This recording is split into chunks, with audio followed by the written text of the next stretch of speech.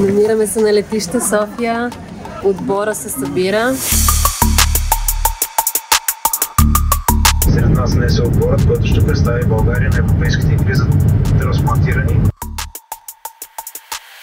В момента тече регистрацията на всички отбори.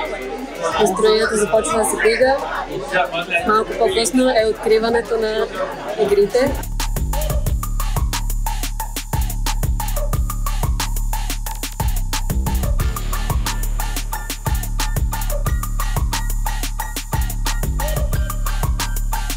Стартираме българи юнаци.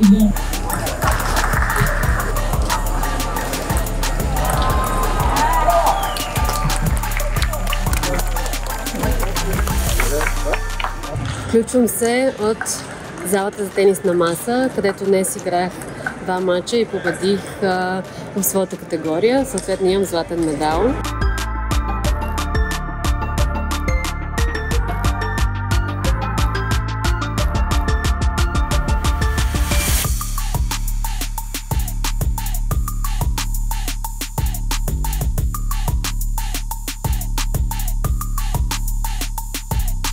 Аз съм щастлива, че отново взех медал и отново това е едно доказателство, че има живот след живота и той е прекрасен.